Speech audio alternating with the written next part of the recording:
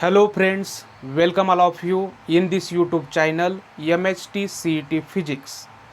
Myself Lonkar sir आणि आपण ह्या ठिकाणी 11th स्टँडर्डचा third chapter motion in a plane हा स्टार्ट केलेला आहे आणि त्याचं लेक्चर नंबर 3 आपण लेक्चर नंबर 1 आणि लेक्चर नंबर 2 मध्ये रेक्टिलिनियर मोशनचे डिस्टन्स, डिस्प्लेसमेंट, स्पीड ह्या ज्या गोष्टी होत्या त्या आपण पाहिलेल्या आहेत. हे टॉपिक अगोदरच्या व्हिडिओमध्ये पाहिलेले आहेत. जर तुम्ही अगोदरचे व्हिडिओ पाहिले नसतील तर तुम्ही यूट्यूबमध्ये MHT CET फिजिक्स हा चॅनल सर्च करा. त्याच्यामध्ये मोशन इन ए प्लेनचे तुम्हाला लेक्चर नंबर 1 आणि लेक्चर नंबर 2 सापडतील. जर तुम्ही चॅनलवरती नवीन असाल आणि अजून तुम्ही हा चॅनल सबस्क्राईब केला नसेल तर सबस्क्राईब बटन प्रेस करून हा चॅनल सबस्क्राईब करा आणि त्याचबरोबर त्याच्यापाशी असणारी जी बेल आयकॉन आहे ती बेल आयकॉनसुद्धा प्रेस करा. त्याच्यामुळं काय होईल की ज्यावेळेस मी नवीन व्हिडिओ अपलोड करेल त्यावेळेस त्याची नोटिफिकेशन तुम्हाला लगेच मिळेल. तर आपण ह्या व्हिडिओमध्ये पाहणार आहोत की व्हेलॉसिटी. आपण विचार करतोय रेक्टिलिनियर मोशनचा. आपल्याला चॅप्टरचं नाव आहे मोशन इन ए प्लेन. तर रेक्टिलिनियर मोशन म्हणजे अशी मोशन जे एका स्ट्रेट लाईनमध्ये होते त्याला आपण म्हणतो रेक्टिलिनियर मोशन. आणि त्या रेक्टिलिनियर मोशनमध्ये व्हेलॉसिटी कशी असते किंवा व्हेलॉसिटी हा कन्सेप्ट काय आहे तो आपण पाहणार आहोत. म्हणून आपण हेडिंग टाकूया व्हेलॉसिटी. व्हेलॉसिटी म्हणजे काय आहे तर व्हेलॉसिटी इज द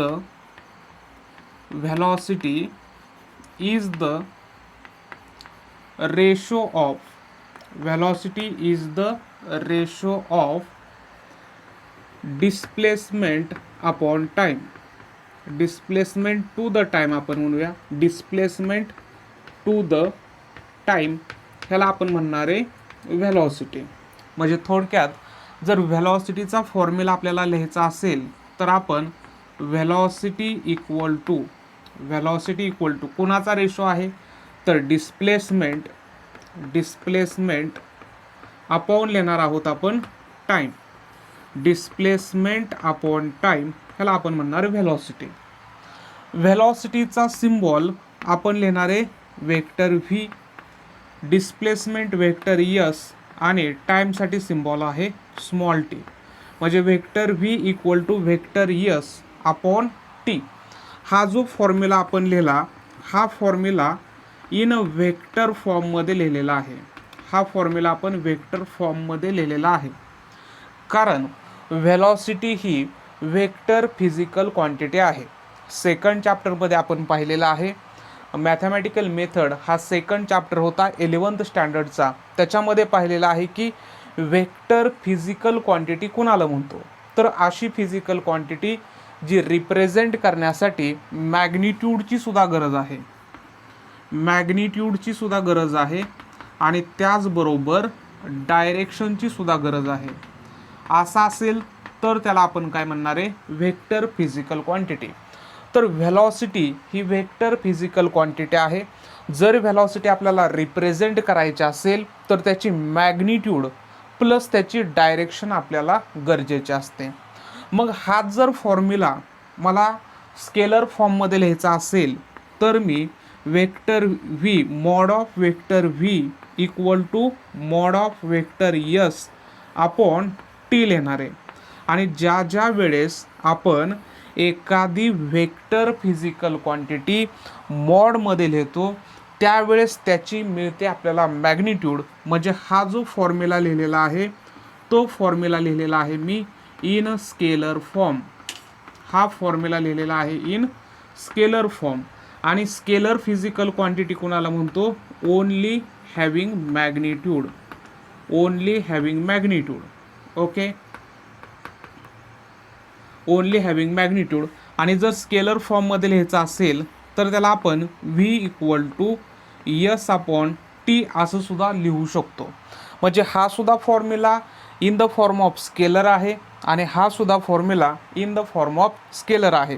म्हणजे ज्याच्या डोक्यावरती आपण ॲरो काढलेला नाही, म्हणजे ह्याचा अर्थ ती फिजिकल क्वांटिटी आपण इन टर्म्स ऑफ मॅग्निट्यूड घेतलेली आहे किंवा त्याचा फॉर्म्युला आपण इन टर्म्स ऑफ स्केलर फॉर्ममध्ये घेतलेला आहे असं समजायचं. आता ही जी व्हेलॉसिटी आहे, ह्या व्हेलॉसिटी चं जे युनिट आहे SI युनिट, किंवा त्याच्या अगोदर आपण लिहूया it is a vector physical quantity. It is a vector physical quantity. Velocity ही काय आहे? वेक्टर फिजिकल क्वांटिटी आहे. त्याच्यानंतर त्याचं जे युनिट आहे SI युनिट डिस्प्लेसमेंट मेजर करतो आपण मीटरमध्ये. आणि त्याच्यानंतर आहे टाईम मेजर करतो आपण सेकंदमध्ये. म्हणून SI unit of the velocity is metre per second or metre S⁻⁻1. हे सुद्धा आपण रीड करताना असं रीड करणार आहे, मीटर पर सेकंद. त्याच्यानंतर आपण लिहू शकतो ह्याचे डायमेन्शन्स. तर डायमेन्शन्स काय लिहिणार? तर मीटरचे डायमेन्शन असतात 1 इन लेंथ. व्हेलॉसिटीसाठी आपल्याला मासची गरज नाही, म्हणून 0 इन मास. आणि त्याच्यानंतर सेकंद हा खाली आहे, छेदात आहे, तो ज्यावेळेस वरती येणार आहे त्यावेळेस होणार आहे -1. म्हणजेच 1 इन लेंथ, 0 इन मास आणि -1 in time is the dimensions of the velocity. ठीक आहे. आता ही जी व्हेलॉसिटी आहे, ही व्हेलॉसिटी कशी कॅल्क्युलेट करायची हे आपण पाहणार आहे. व्हेलॉसिटी कशी कॅल्क्युलेट करायची ते आपण एक्झाम्पलवरून समजून घेऊया. मी 3 एक्झाम्पल देणार आहे आणि त्या 3 एक्झाम्पलवरून एक आपण छोटंसं कन्क्लुजनसुद्धा काढणार आहे. तर त्याच्यामध्ये एक्झाम्पल नंबर 1 मध्ये मी नंबर लाईन ड्रॉ करतो. ओके. कारण आपण हा जो स्टडी करतोय, हा स्टडी कसा करतोय? तर रेक्टिलिनियरचा, एका स्ट्रेट लाईनमध्ये असणाऱ्या मोशनचा. ओके. तर इथं 0, त्याच्यानंतर 1, 2 आणि 3 हा आहे positive x axis. Okay. Positive x axis हा आहे निगेटिव्ह एक्स ॲक्सिस, -1, -2 आणि -3. सपोज ए घेऊया आपण इनिशियल पोझिशन, आणि हे सगळे जे डिस्टन्सेस घेणारे, हे सगळे डिस्टन्सेस घेतलेले आहेत आपण मीटरमध्ये. ए इज इनिशियल पोझिशन, आणि when particle moves from 0 to 2, आणि ती जी पोझिशन आहे त्याला आपण म्हटलं बी. आणि त्याच्यासाठी जो वेळ लागलेला आहे तो सपोज वेळ लागला 1 सेकंद एवढा, म्हणजे टाईम रिक्वायर्ड आहे 1 सेकंद. तर व्हेलॉसिटी कशी फाइंड आउट करणार? तर व्हेलॉसिटीचा फॉर्म्युला आपल्याला काय माहिती आहे? Velocity equal to displacement upon time. तर डिस्प्लेसमेंट किती झालं? डिस्प्लेसमेंट फाइंड आउट करण्यासाठी आपण डिस्प्लेसमेंटची डेफिनेशन पाहिली होती की डिस्प्लेसमेंट म्हणजे straight line distance between initial position आणि फायनल पोझिशन.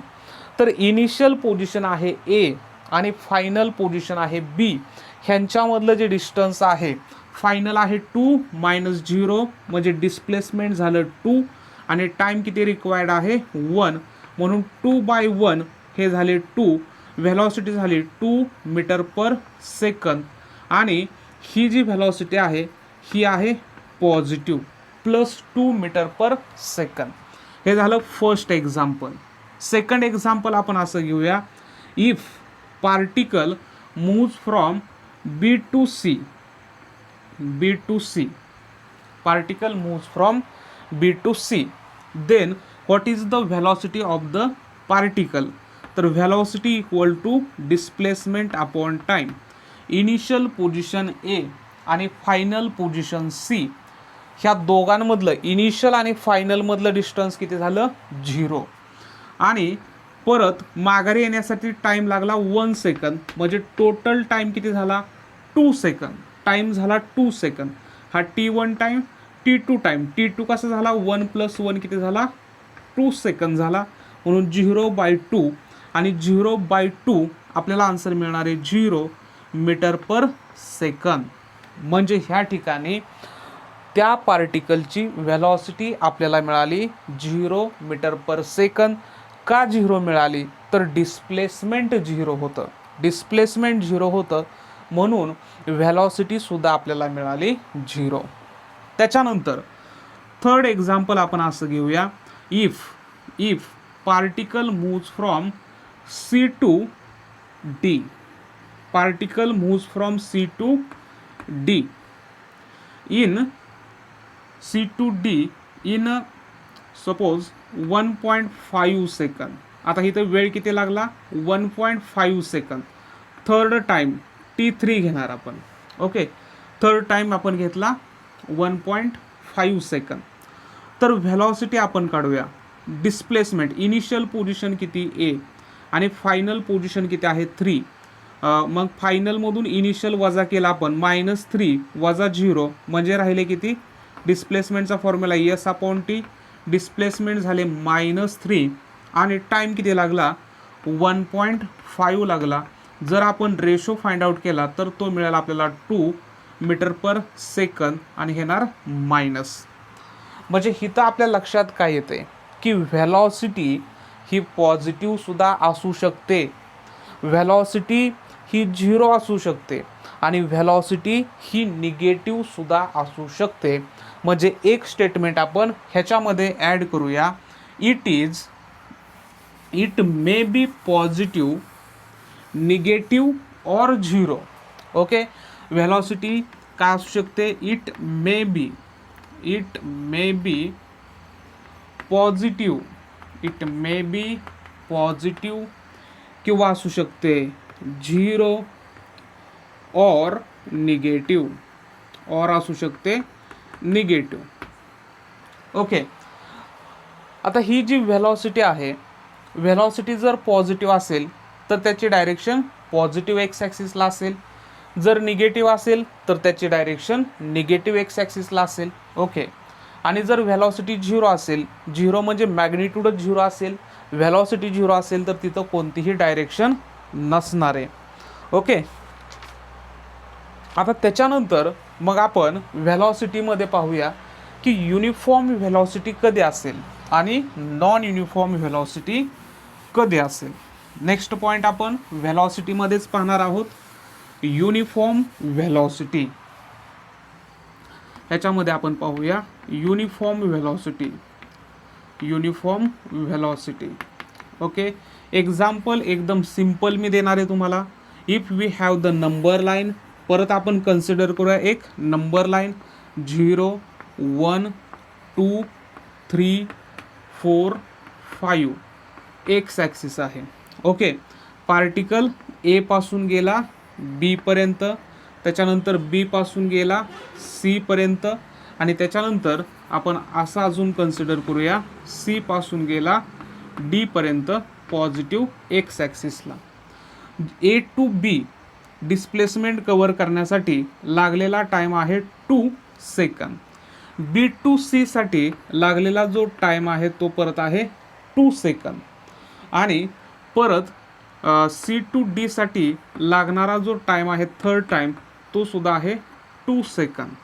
ओके, आणि ए टू बी व्हेलॉसिटी, हिथली जी व्हेलॉसिटी आहे A to B G velocity आहे त्याला आपण म्हणूया V1 equal to S1/T1. S1 म्हणजे डिस्प्लेसमेंट 0 to 2. किती डिस्प्लेसमेंट केलं आपण? 0 to 6 मीटर. हे सपोज आपण घेतलं मीटरमध्ये, तर 0 to 6 हे सगळं आपण डिस्टन्सेस घेतलेले आहेत मीटरमध्ये आणि त्याचे 3 पार्ट केले. पहिला पार्ट A to B, दुसरा पार्ट B to C आणि तिसरा पार्ट C to D. तर S1 डिस्प्लेसमेंट किती झालं? S1 डिस्प्लेसमेंट झालं 2 मीटर, 0 to 2. ओके, 2 मीटर आणि टाईम किती आहे रिक्वायर्ड? 2 सेकंद. 2 डिवायडेड बाय 2 किती झाला? 1 मीटर पर सेकंद. म्हणजे हिथली जी व्हेलॉसिटी आहे ही किती झाली? 1 मीटर पर सेकंद झाली. त्याच्यानंतर आपण V2 व्हेलॉसिटी फाइंड आउट करूया पटकन. S2/T1 S2. इथं डिस्प्लेसमेंट B to C किती झालं? 2 मीटर. टाईम किती लागला परत? 2 सेकंद. म्हणजे व्हेलॉसिटी 1 मीटर पर सेकंद. त्याच्यानंतर थर्ड व्हेलॉसिटी आपण कॅल्क्युलेट करूया. डिस्प्लेसमेंट S3 आणि टाईम T3. 4 to 6 डिस्प्लेसमेंट किती झालं, 6 - 4 झाले 2. म्हणजे आपण काय करणार आहे, 2 टाईम किती लागला, 2 सेकंद. 2/2 किती झाले, 1 मीटर पर सेकंद. म्हणजे हिथं सुद्धा V2 व्हेलॉसिटी पण आहे 1 मीटर पर सेकंद आणि V3 व्हेलॉसिटी पण आहे 1 metre per second.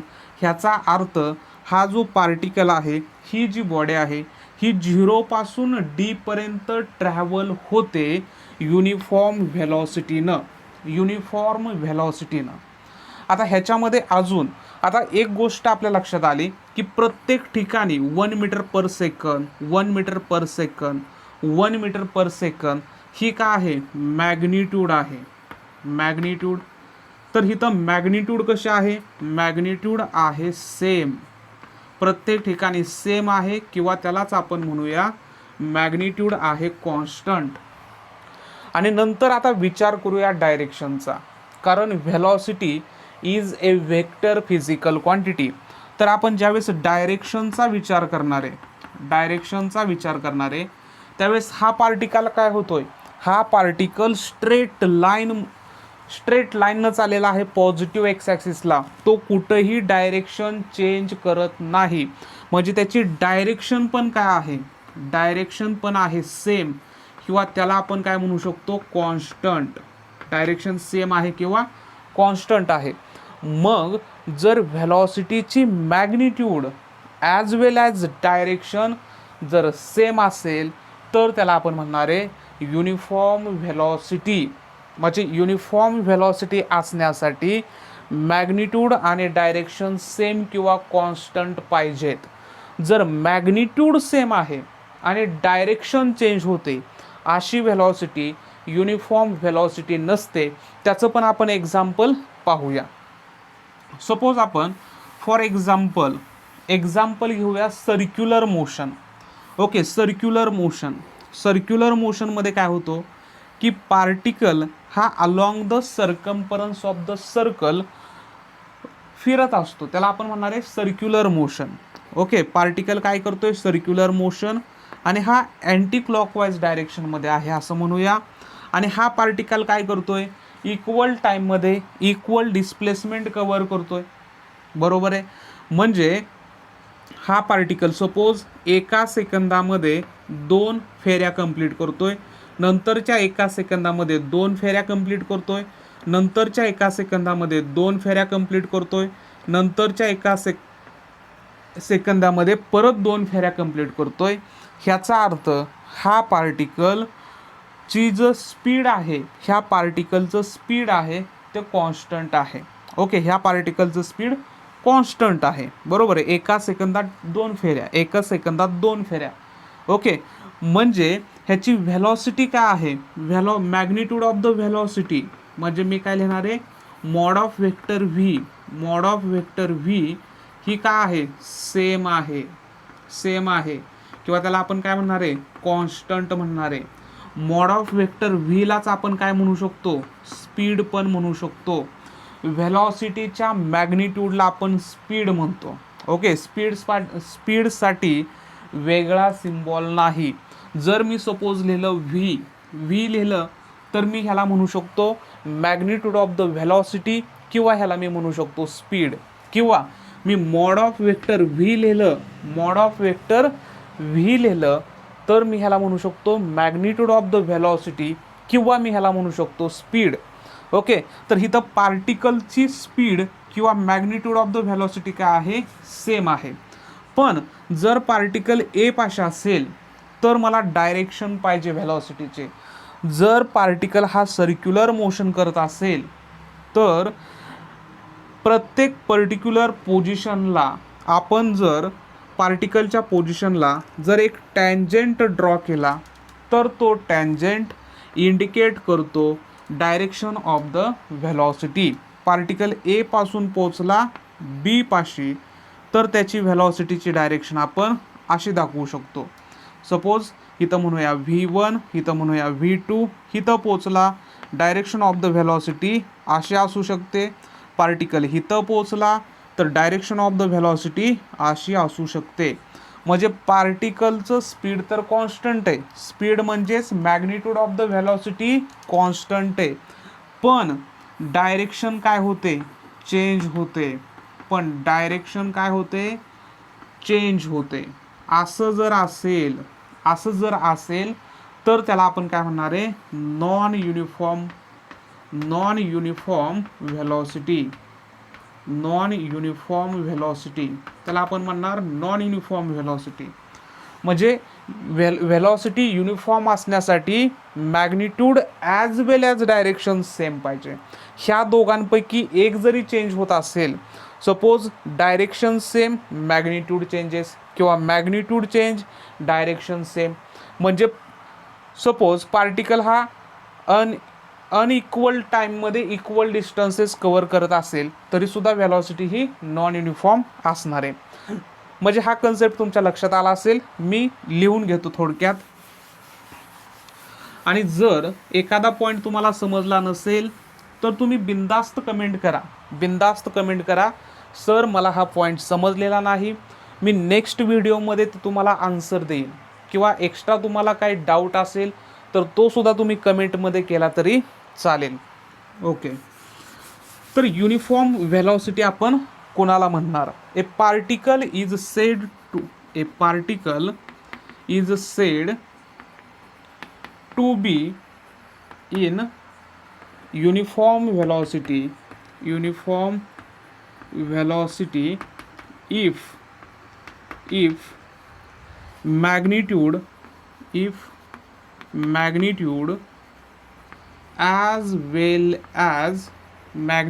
as well as direction of the velocity is same or constant. ह्याला आपण म्हणणार युनिफॉर्म व्हेलॉसिटी. ओके, आणि मग युनिफॉर्म व्हेलॉसिटी कधी पॉसिबल आहे, जर हा पार्टिकल स्ट्रेट लाईननं जात असेल तर आणि तरच. म्हणजे आपण ह्याच्यामध्ये असं म्हणू शकतो, if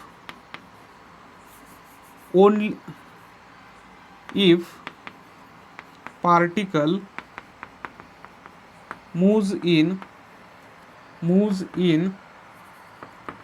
straight line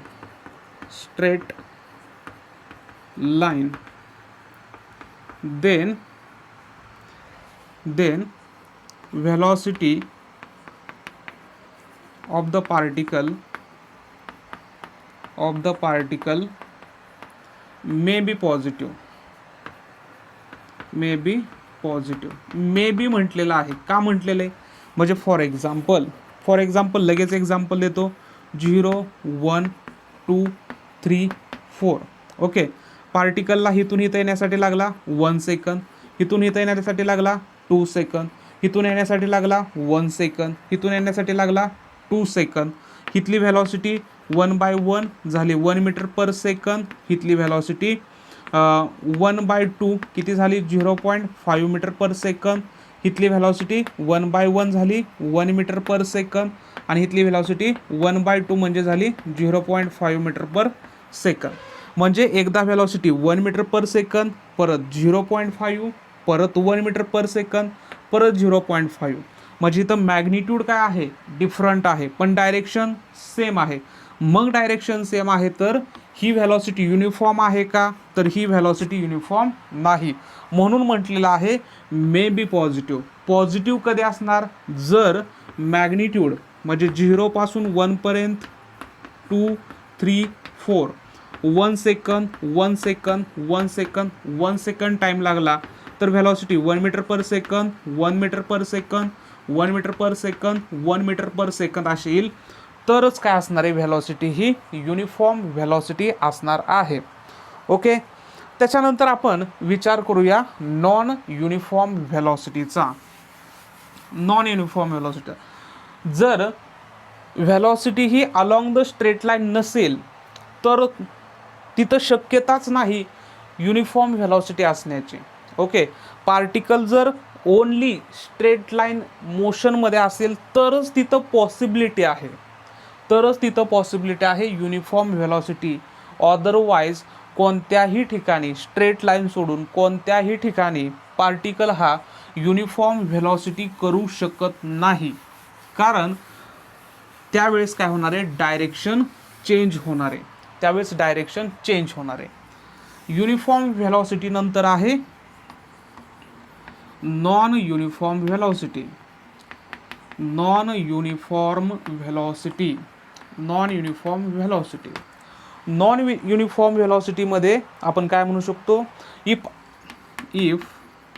either of magnitude, if either of magnitude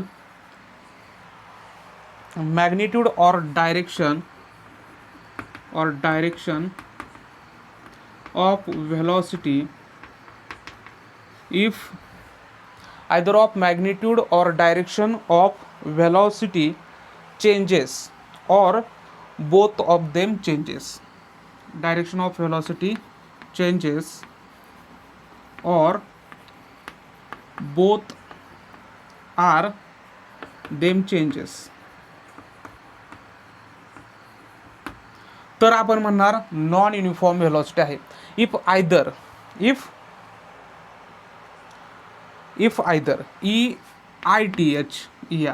either of magnitude or direction, magnitude change झाली किंवा डायरेक्शन चेंज झाली किंवा दोघं चेंज झाली तर त्याला काय म्हणायचं, नॉन युनिफॉर्म व्हेलॉसिटी. म्हणजे फॉर एक्झाम्पल आपण असं घेऊया, सर्क्युलर मोशनचंच 1 सेकंदमध्ये 2 फेरी, 1 सेकंदमध्ये 2 फेऱ्या केल्या, 1 सेकंदमध्ये 2 फेऱ्या केल्या, तरीसुद्धा काय आहे, ही नॉन युनिफॉर्म व्हेलॉसिटी आहे, कारण इथं मॅग्निट्यूड कॉन्स्टंट आहे पण डायरेक्शन काय होते, डायरेक्शन चेंज होते. ह्याला म्हणायचं नॉन युनिफॉर्म व्हेलॉसिटी. आणि काही वेळेस असं होऊ शकतं डायरेक्शन पण चेंज होऊ शकते आणि व्हेलॉसिटी पण चेंज होऊ शकते. ह्याला सुद्धा काय म्हणायचं, नॉन युनिफॉर्म व्हेलॉसिटी म्हणायचं. त्याच्यानंतर आपण पाहूया ॲव्हरेज व्हेलॉसिटी कोणाला म्हणायचं. Average velocity, okay. Next point आहे ॲव्हरेज व्हेलॉसिटी. ॲव्हरेज व्हेलॉसिटी म्हणजे काय, तर total average velocity equal to total displacement divided by total time taken किंवा टोटल टाइम म्हटलं तरी चालेल. म्हणजे average velocity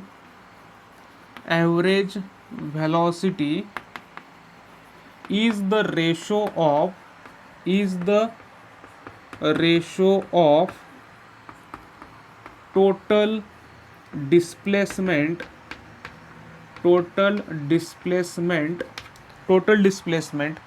to the total time required okay. ह्याला म्हणायचं average velocity during the motion. ह्याला आपण असं म्हणू शकतो ड्युरिंग द मोशन. ओके. ह्याला आपण म्हणणार ॲव्हरेज व्हेलॉसिटी. आणि म्हणून व्हेलॉसिटी ॲव्हरेज इक्वल टू आपण delta vector V upon delta T हा फॉर्म्युला लिहू शकतो ॲव्हरेज व्हेलॉसिटीचा, किंवा velocity average equal to vector v2 minus vector v1 upon t2 minus t1 असा सुद्धा फॉर्म्युला आपण घेऊ शकतो ॲव्हरेज व्हेलॉसिटीचा. आता त्याच्यानंतर नेक्स्ट पॉईंट आहे इन्स्टंटेनियस व्हेलॉसिटी. जसं आपण लेक्चर नंबर 2 मध्ये म्हणजे ह्याच्या अगोदरचं जे लेक्चर आलं त्याच्यामध्ये तुम्ही पाहिलं होतं की इन्स्टंटेनियस स्पीड जो आपल्या 2 व्हीलर असेल किंवा 4 व्हीलर असेल ह्यांचा जो स्पीडोमीटर आहे तो स्पीडोमीटर काय करतो, ॲक्च्युली आपल्याला इन्स्टंटेनियस स्पीड म्हणजे ज्या त्या पर्टिक्युलर टाईमला असणारं स्पीड दाखवतो, त्याला आपण म्हणतो इन्स्टंटेनियस स्पीड. तसंच आपण इन्स्टंटेनियस व्हेलॉसिटी काय हे पाहू शकतो, तर instantaneous velocity is the velocity of the particle in particular time. Okay. Next point काय आहे, instantaneous velocity. Instantaneous velocity.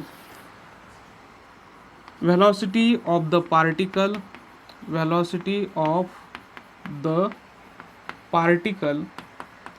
Velocity of the particle in particular time. In particular किंवा ब्रॅकेटमध्ये काय म्हणतो मी, इन्स्टंट टाइम. पर्टिक्युलर और इन्स्टंट टाइम ह्याला आपण म्हणणार आहोत इन्स्टंटेनियस व्हेलॉसिटी. आणि इन्स्टंटेनियस व्हेलॉसिटीमध्ये जो टाइम असतो तो टाइम ॲप्रॉक्सिमेटली 0 असतो किंवा 0ला ॲप्रोच करणारा असतो. म्हणून इन्स्टंटेनियस व्हेलॉसिटीमध्ये आपल्याला काय करावं लागणार आहे, तर लिमिट द्यावं लागणार आहे. कोणाचं लिमिट द्यावं लागणार आहे, तर आपल्याला लिमिट द्यावं लागणार आहे टाईमचं. आणि तो टाईम काय असणार आहे, टेन्स टू 0. म्हणजे ॲक्च्युअल टाईम 0 नसणार आहे, तर तो 0ला ॲप्रोच करणारा असेल. 0.01 सेकंद और 0.00001 सेकंद असेल. म्हणजे हा टाईम ॲक्च्युली 0 नाही, पण तो 0ला जवळ आहे. अशा एवढ्या कमी वेळामध्ये जी व्हेलॉसिटी असते त्याला आपण म्हणणार आहोत इन्स्टंटेनियस व्हेलॉसिटी. आणि ज्यावेळेस आपण लिमिट सॉल्व करतो त्यावेळेस आपल्याला मिळतं डेरिव्हेटिव्ह. म्हणून आपण vector V equal to vector ds/dt असा फॉर्म्युला लिहू शकतो. ओके, तर हे सगळं झालं व्हेलॉसिटीच्या अबाउट. अजून ह्याच्यामध्ये एक पॉईंट आपण ॲड करू शकतो की ए पार्टिकल मे हॅव. बघा, नोटमध्ये आपण ॲड करू शकतो. नोटमध्ये ए particle may have. A particle may have uniform speed but variable velocity. बघा, म्हणजे पार्टिकलला ॲट अ टाईम स्पीड हे युनिफॉर्म असू शकतं, पण व्हेलॉसिटी मात्र व्हेरिएबल असू शकते. हे कसं काय होऊ शकतं, तर सपोज सर्क्युलर मोशनचंच एक्झाम्पल. ह्यालाच आपण कसली मोशन म्हणणार आहे, युनिफॉर्म सर्क्युलर मोशन. त्याला आपण म्हणणार आहे UCM. तो सुद्धा पार्ट आहे ह्या चॅप्टरमध्ये, तो पण आपण त्यावेळेस पाहूया. पण UCM म्हणजे काय आहे, युनिफॉर्म सर्क्युलर मोशन. तर युनिफॉर्म सर्क्युलर मोशन कोणाला म्हणतो, the motion of the particle along the circumference of circle with constant speed. जर पार्टिकलची मोशन कॉन्स्टंट स्पीडनं होत असेल, म्हणजे युनिफॉर्म स्पीडनं होत असेल, तर त्याला आपण म्हणणार आहे युनिफॉर्म सर्क्युलर मोशन. म्हणजेच एका सेकंदामध्ये 2 फेऱ्या, परत नेक्स्ट एका सेकंदामध्ये 2 फेऱ्या, एका सेकंदामध्ये 2 फेऱ्या, एका सेकंदामध्ये 2 फेऱ्या. असं नाही की मग प्रत्येक वेळेस एका सेकंदामध्ये 2 फेऱ्या एक्झाम्पल देतोय. असं होऊ शकतं की एका सेकंदामध्ये एक कंप्लीट रोटेशन, दुसऱ्या सेकंदामध्ये एक कंप्लीट रोटेशन, तिसऱ्या सेकंदामध्ये एक कंप्लीट रोटेशन. 1 होऊ शकतं, 2 होऊ शकतं, 10 होऊ शकतात, 100 होऊ शकतात, 1000 होऊ शकतात.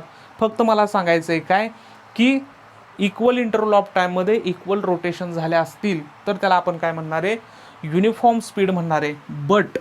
बट प्रत्येक इन्स्टंट ऑफ टाईमला व्हेलॉसिटी काय होणार आहे, चेंज होणार आहे.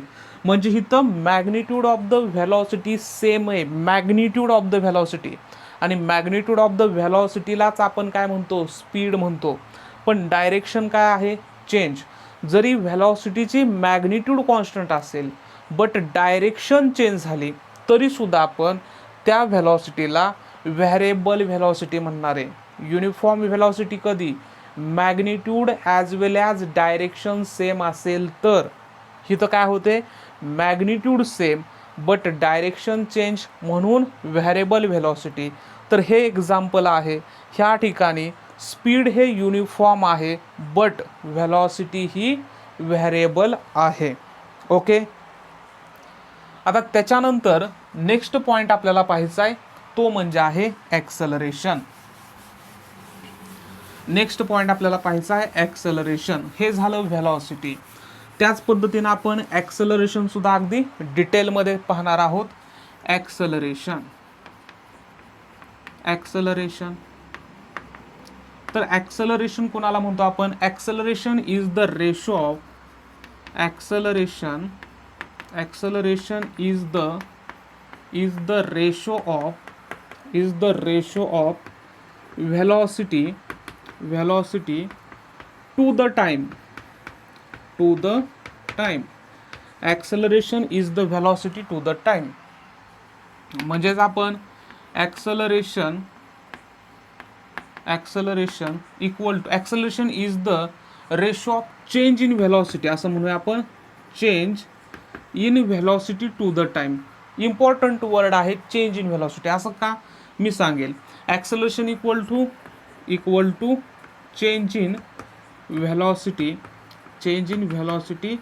Upon time. ह्याला आपण म्हणणार आहोत ॲक्सेलरेशन. आता ॲक्सेलरेशनचा सिम्बॉल आहे A. Acceleration is also vector physical quantity. Change in velocity म्हणजे काय असणार आहे? Final velocity minus initial velocity upon time घेऊया आपण टी, किंवा इथं सुद्धा टाइम आपण T2 मायनस T1 घेऊ शकतो. म्हणजेच वेक्टर ए इक्वल टू आपण vector delta V upon delta T असं घेऊ शकतो. मग हा जो फॉर्म्युला मी लिहिलेला आहे, किंवा हा जो फॉर्म्युला लिहिलेला आहे तो लिहिलेला आहे मी व्हेक्टर फॉर्ममध्ये. म्हणजे ज्या फॉर्म्युल्यामध्ये मी ॲरो सिम्बॉलच्या वरती ड्रॉ केलेले आहे तो फॉर्म्युला कशामध्ये असणार आहे? वेक्टर फॉर्ममध्ये असणार आहे. आणि जर मला हा ॲक्सेलरेशनचा formula in terms of scalar लिहायचा असेल तर मी काय करणार? तर मी त्याला घेणार मॉडमध्ये. Mod of vector A equal to mod of vector V2 minus vector V1 upon T2 minus T1 असं मी लिहू शकतो. ओके, तर हा फॉर्म्युला झाला ॲक्सेलरेशनचा. पण हा फॉर्म्युला कशामध्ये झाला? आता इन स्केलर फॉर्ममध्ये. हा फॉर्म्युला झाला इन स्केलर फॉर्ममध्ये. म्हणजे ॲक्सेलरेशन ही काय झाली? तर वेक्टर फिजिकल क्वांटिटी झाली. म्हणून मी लिहितो acceleration is the vector physical quantity. वरती पार्ट जो लिहिलेला आहे तो मी इरेज करतो. त्या ठिकाणी तुम्ही पॉईंट ॲड करा आणि नोट्स तयार करा. ह्या नोट्स खूप इम्पॉर्टंट आहेत. तुम्हाला 11th स्टँडर्डमध्ये इम्पॉर्टंट आहेत, 12th स्टँडर्डमध्ये गेला तरी इम्पॉर्टंट आहेत. आणि ज्यावेळेस तुम्ही CET एक्झामची तयारी करणार आहे त्यावेळेससुद्धा हे जे मी छोटे पॉईंट सांगतोय, जे मी एक्झाम्पल देऊन सांगतोय, कदाचित तुम्हाला वाटेल की सर रिपीट ते का करतायत, पण ते अतिशय इम्पॉर्टंट आहेत. ओके, म्हणून आपण काय म्हणणार आहे? It is a vector physical quantity. It is a vector physical quantity. It is a vector physical quantity. ही काय आहे? Vector physical quantity. ॲक्सेलरेशन ही व्हेक्टर फिजिकल क्वांटिटी आहे.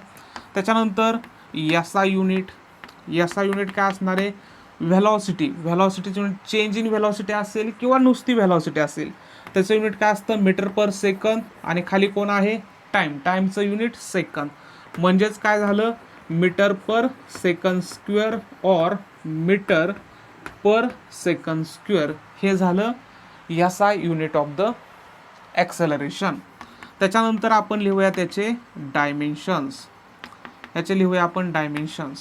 डायमेन्शन्समध्ये मीटरचे डायमेन्शन 1 इन लेंथ, मासची गरज नाही म्हणून 0 इन मास आणि -2 इन टाईम. म्हणजे dimensions of the acceleration 1 in length, 0 in mass, -2 in time हे झाले डायमेन्शन्स ऑफ द ॲक्सेलरेशन. आता हे जे मीटर पर सेकंद स्क्वेअर हे जे मी SI युनिट लिहिलेलं आहे, हे SI युनिट मी लिहिलेलं आहे MKS सिस्टीममध्ये. ओके, हे कशामध्ये लिहिलेलं आहे? MKS सिस्टीममध्ये. हेच जर मला CGS सिस्टीममध्ये लिहायचं असेल तर मीटरच्या ऐवजी लिहिणार centimetre per second square. Okay, तर CGSमध्ये काय झालं? Centimetre per second. आणि MKSमध्ये काय झालं? Metre per second square. हे झालं युनिट ऑफ द ॲक्सेलरेशन. आता नंतर नेक्स्ट पार्ट आपण पाहूया युनिफॉर्म ॲक्सलरेशन. Uniform acceleration. आता ॲक्सलरेशन कधी, जर व्हेलॉसिटी चेंज होत असेल तर. मी एक्झाम्पल देतो. सपोज एक्झाम्पल पहिला असा आहे, एक्झाम्पल असा आहे की 0 to 1, 1 to 2, 2 to 3, 3 to 4 आणि 4 to 5 हे सगळं घेणारे आपण मीटरमध्ये. 0 to 1 हे S1 डिस्प्लेसमेंट कवर करण्यासाठी टाईम लागला T1 आणि तो आहे 1 सेकंद. त्याच्यानंतर हे S2 डिस्प्लेसमेंट कवर करण्यासाठी सपोज आपण असं म्हणूया इथं सपोज ओके टाईम लागला 1 सेकंद. त्याच्यानंतर हे 1 to 3 म्हणजे हे S2 डिस्प्लेसमेंट कवर करण्यासाठी सपोज टाईम लागला सपोज 1 सेकंद. आणि त्याच्यानंतर इथंपर्यंत येऊया आपण 6 घेऊया. 3 to 6 हे S3 डिस्प्लेसमेंट कवर करण्यासाठी जो टाईम लागला तो सुद्धा लागला 1 सेकंद. तर मला सांगा 0 to 1च्या दरम्यान असणारी व्हेलॉसिटी किती असणार आहे, डिस्प्लेसमेंट किती झालं 1/1 तर 1 मीटर पर सेकंद. त्याच्यानंतर 1 to 3 पर्यंत व्हेलॉसिटी किती असणार आहे V2, डिस्प्लेसमेंट किती झालं 3 - 1 2 मीटर आणि डिवायडेड बाय टाईम 1 सेकंद म्हणजे व्हेलॉसिटी झाली 2 मीटर पर सेकंद. आणि त्याच्यानंतर थर्ड पार्टमध्ये काय झालं, व्हेलॉसिटी V3 काय झाली V3 डिस्प्लेसमेंट किती झालं 6 - 3 3 आणि टाईम किती 1 म्हणजे 3 मीटर पर सेकंद. ओके. आता आपल्याला ॲक्सलरेशन काढायचं आहे. तर ॲक्सलरेशन A1 कसं काढणार, आपल्याला 0 to 3 मधलं ॲक्सलरेशन काढायचं आहे. 0 to 3 मधलं ॲक्सलरेशन काढायचं आहे. तर आपण काय करणार V2 - V1 upon T2 - T1. तर V2 किती आहे 2 मायनस V1 किती आहे 1. टाईम T2 किती आहे, टाईम T2 आहे 1, टाईम T2 आहे. आता हा टाईम T2 काय होणार आहे, पहिला टाईम T1 आणि परतचा टाईम T1 1 म्हणजे काय झाला 2 सेकंद झाला ना टाईम आणि मायनस इनिशियल 1 म्हणजे 2 - 1 किती झाला 1, 2 - 1 म्हणजे 1 मीटर पर सेकंद स्क्वेअर. ही झाली व्हेलॉसिटी. सपोज ही झाली ॲक्सलरेशन झालं. जर आपल्याला इथं ॲक्सलरेशन A2 काढायचं असेल तर मी काय करतो V3 - V2 upon T3 - T1. Velocity किती आहे 3, 2 व्हेलॉसिटी किती आहे, व्हेलॉसिटी 2 किती आहे 2 डिवायडेड बाय थर्ड टाईम किती आहे तर पहिला 1 सेकंद, 2 सेकंद, 3 सेकंद. ओके. आणि सेकंड टाईम इथं पाहिजे सेकंड T2 पाहिजे. T2 टाईम किती झाला तर पहिला 1 आणि नंतर 2 म्हणजे एकूण झाला 2 सेकंद. तर 3 - 2 किती झाले 1, 3 - 2 1 म्हणजेच 1 मीटर पर सेकंद स्क्वेअर. म्हणजे A1 पण 1 metre per second square, A2 पण 1 मीटर पर सेकंद स्क्वेअर. म्हणजे हे जे ॲक्सलरेशन आहे हे ॲक्सलरेशन कसलं झालं, युनिफॉर्म ॲक्सलरेशन झालं. कारण मॅग्निट्यूड पण सेम आणि पार्टिकल चाललेला आहे स्ट्रेट लाईनला, म्हणजे डायरेक्शन पण सेम. तर ह्याला आपण म्हणणार युनिफॉर्म ॲक्सलरेशन. मग युनिफॉर्म ॲक्सलरेशन कुणाला म्हणायचं, if magnitude as well as direction of the acceleration constant असेल किंवा सेम असेल तर त्याला आपण म्हणणार युनिफॉर्म ॲक्सलरेशन. डेफिनेशन आपण लिहूया. लक्षात येतंय का, आपण डेफिनेशन लिहूया युनिफॉर्म ॲक्सलरेशनची. Uniform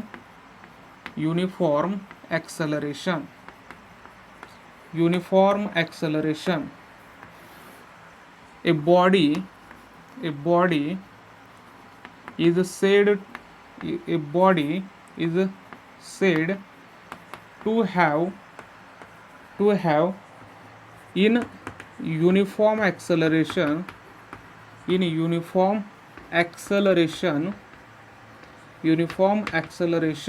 if its magnitude, if its magnitude as well as its direction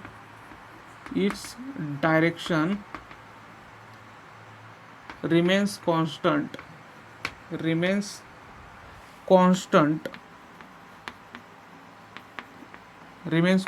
or same. जर मॅग्निट्यूड ॲज वेल ॲज डायरेक्शन जर ॲक्सलरेशनचं सेम असेल तर त्याला आपण म्हणणार आहोत युनिफॉर्म ॲक्सलरेशन. ओके. आणि जर पार्टिकल हा स्ट्रेट लाईनमध्ये चालला असेल, त्याची मॅग्निट्यूड सेम असेल, डायरेक्शन तर सेमच असते स्ट्रेट लाईनमध्ये ॲक्सलरेशनची, तर ॲक्सलरेशनची डायरेक्शन कुठं असते, तर ॲक्सलरेशनची direction in the form of velocity असते. व्हेलॉसिटीची डायरेक्शन व्हेलॉसिटी ज्या डायरेक्शनला आहे किंवा चेंज इन व्हेलॉसिटी ज्या डायरेक्शनला आहे, व्हेलॉसिटी न म्हणता आपण म्हणूया चेंज इन व्हेलॉसिटी ज्या डायरेक्शनला आहे त्या डायरेक्शनला ॲक्सलरेशन असतं. ओके. तर ह्याला आपण म्हणूया युनिफॉर्म ॲक्सलरेशन. आणि जर व्हेलॉसिटी व्हेरिएबल असेल म्हणजे सपोज 0 to 1 2 3 4 5 हिथं व्हेलॉसिटी आहे 1 मीटर पर सेकंद, हिथं आहे एवढ्यामध्ये 2 मीटर पर सेकंद. त्याच्यानंतर हिथं व्हेलॉसिटी आहे 4, हिथं व्हेलॉसिटी परत झाली 1 metre per second, 2 metre per second, 1 metre per second. म्हणजे व्हेलॉसिटी एकदा वाढते कमी झाली, वाढते कमी झाली.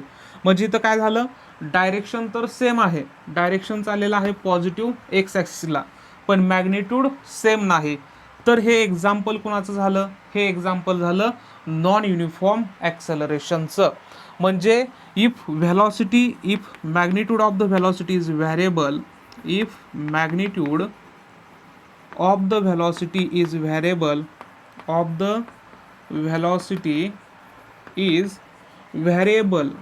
व्हेरिएबल, then acceleration काय असेल, then acceleration असेल non uniform, then acceleration is non uniform. नंतर व्हेलॉसिटी जर कॉन्स्टंट असेल, suppose 1 metre per second, 1 metre per second, 1 metre per second, म्हणजे एवढ्या पार्टमध्ये व्हेलॉसिटी 1 मीटर पर सेकंद, नंतर 1 मीटर पर सेकंद, नंतर 1 मीटर, म्हणजे व्हेलॉसिटी कॉन्स्टंट आहे. आणि व्हेलॉसिटी जर कॉन्स्टंट असेल तर तिथं ॲक्सलरेशन असतं 0. इफ व्हेलॉसिटी इज कॉन्स्टंट,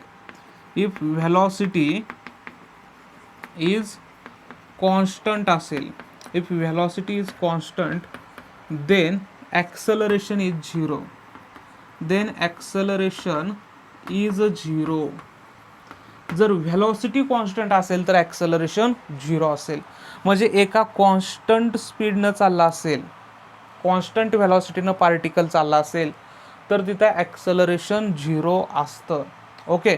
आता ॲक्सलरेशन कुठं सांगूया, सपोज आपण 2 व्हीलर स्टार्ट करतोय. ओके. 2 व्हीलर स्टार्ट केल्यानंतर सुरुवातीला स्पीड 0, नंतर स्पीड वाढलं, परत वाढलं, म्हणजे ही स्पीड वाढत जाण्याची जी प्रक्रिया आहे, ज्या ठिकाणी स्पीड असं वाढत जाते त्या ठिकाणी कोण असणार आहे, ॲक्सलरेशन.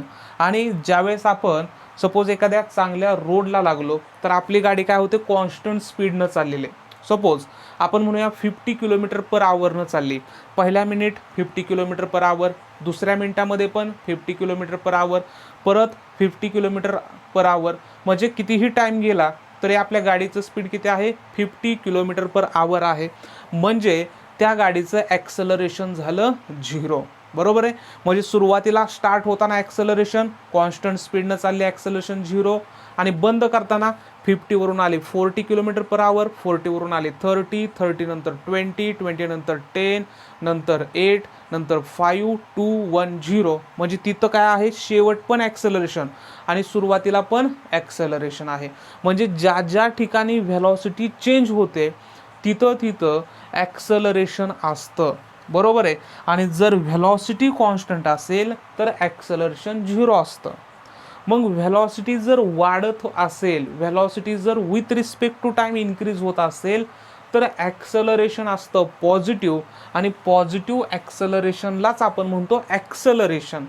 आपण म्हणतो ॲक्सलरेट होतोय. ओके, ग्राफ ॲक्सलरेट होतोय. ग्राफ ॲक्सलरेट होतोय म्हणजे विथ रिस्पेक्ट टू टाइम काय चाललाय, वरती चाललेला आहे. त्याला म्हणायचं पॉझिटिव्ह ॲक्सलरेशन किंवा फक्त ॲक्सलरेशन म्हणायचं. पण जर व्हेलॉसिटी, म्हणजे आपण इथं पॉईंट नोट डाऊन करूया, पॉईंट आपण हा नोट डाऊन करूया. If velocity increases then acceleration is positive. velocity increase होत असेल तर acceleration positive. if velocity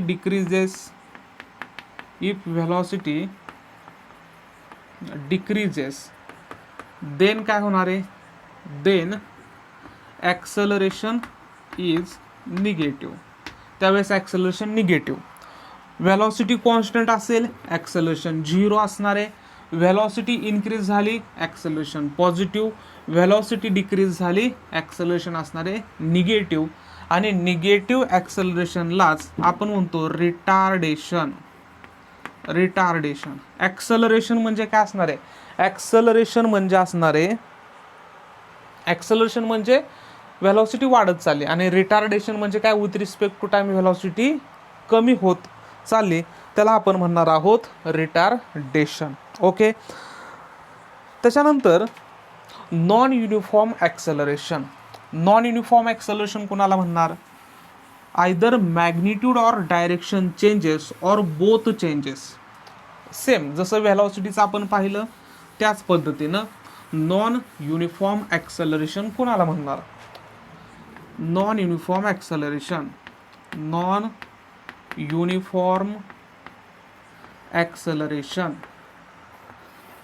a body is said to be in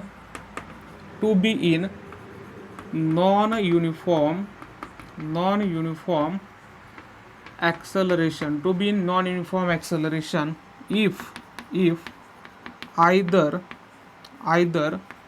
magnitude or direction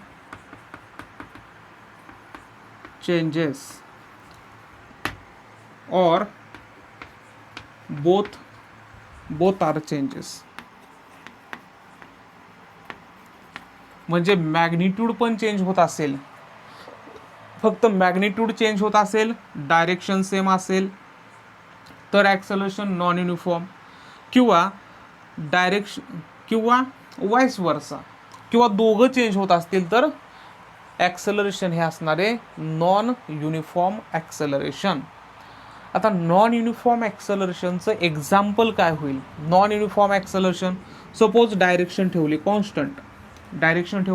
constant, पहिल्यांदा व्हेलॉसिटी 1 मीटर पर सेकंद, नंतरची velocity 0 1 2 3 4 5, 1 metre per second, त्याच्यानंतर 5 metre per second, त्याच्यानंतर 2 metre per second, त्याच्यानंतर 3 metre per second, त्याच्यानंतर suppose 6 metre per second. आणि प्रत्येक वेळेस time किती लागलेला आहे, 1 सेकंद 1 1. तर आपल्याला फॉर्म्युला काय लिहिता येईल, प्रत्येक मीटरला टाईम लागलेला आहे 1 मीटर, तर acceleration 1 metre per second upon 1 म्हणजे 1 मीटर पर सेकंद स्क्वेअर. दुसरं ॲक्सलरेशन किती होणार आहे, 5 metre per second square if time 1 second असेल तर. तिसरं काय होणार आहे, 2 मीटर पर सेकंद स्क्वेअर. त्याच्यानंतर चौथं काय होणार आहे, 3 मीटर पर सेकंद स्क्वेअर होणार आहे. आणि पाचवं ॲक्सलरेशन काय होणार आहे, व्हेलॉसिटी किती आहे 6 मीटर पर सेकंड, टाईम किती 1 म्हणजे 6 मीटर पर सेकंद स्क्वेअर. म्हणजे मॅग्निट्यूड कमी वाढली, परत कमी झाली, परत वाढली, परत वाढली. मग हे जे ॲक्सलरेशन आहे इथं मॅग्निट्यूड डिफरंट आहे पण डायरेक्शन मात्र सेम आहे, ह्याला आपण म्हणणार नॉन युनिफॉर्म ॲक्सलरेशन. ओके, आता नॉन युनिफॉर्म ॲक्सलरेशन नंतरचा जो पार्ट आहे तो आहे average acceleration. Average acceleration. Average acceleration. Average acceleration म्हणजे काय असणार आहे, तर डायरेक्ट मी फॉर्म्युला लिहितो. Acceleration average equal to acceleration average equal to total velocity म्हणजेच V2 minus V1 upon total time required T2 minus T1. हा जो फॉर्म्युला आहे तो फॉर्म्युला असणार आहे ॲव्हरेज ॲक्सेलरेशनचा. Average acceleration is defined as the ratio of total velocity to the total time required during its motion. त्याला आपण म्हणू शकतो ॲव्हरेज ॲक्सेलरेशन. आणि लास्ट पॉईंट आपण पाहूया, इन्स्टंटेनियस ॲक्सेलरेशन. Instantaneous acceleration. चौथा instantaneous acceleration. Instantaneous acceleration, acceleration of the body or particle, acceleration of the body in particular time, in particular or काय म्हणणार आहे, or instant time, त्याला आपण म्हणणार आहोत instantaneous acceleration. मग इन्स्टंटेनियस ॲक्सेलरेशनचा फॉर्म्युला काय येईल, तर इन्स्टंटेनियसमध्ये आपण काय करतोय, तर लिमिट देतोय. लिमिट कोणाचं देतोय, तर टाईमचं लिमिट देतोय. आणि ते किती आहे, 10⁻�0 आहे. म्हणजे ॲप्रॉक्सिमेटली 0 टाईममध्ये जे ॲक्सेलरेशन असतं त्याला आपण म्हणणार आहे इन्स्टंटेनियस ॲक्सेलरेशन. आणि इन्स्टंटेनियस ॲक्सेलरेशन म्हणजे इथं लिमिट सॉल्व केल्यानंतर आपल्याला काय मिळणार आहे, डेरिव्हेटिव्ह मिळणार आहे dv/dt. ओके, म्हणजेच आपण असं म्हणू शकतो मॅग्निट्यूडमध्ये मी असं लिहू शकतो, acceleration is the derivative of the velocity. Acceleration is the single derivative of the velocity. पण व्हेलॉसिटीचा फॉर्म्युला काय असतो, d²s/dt². यस म्हणजे कोण आहे, यस म्हणजे आहे डिस्प्लेसमेंट. हे रीड कसं करणार, d²s/dt². ह्याला आपण म्हणणार ॲक्सेलरेशन. म्हणजे सेकंड डेरिव्हेटिव्ह ऑफ व्हेलॉसिटी म्हणजे पण कोण असतो, acceleration. Second derivative of acceleration. Second derivative of displacement. Second derivative of displacement म्हणजे असणार आहे ॲक्सेलरेशन, किंवा फर्स्ट डेरिव्हेटिव्ह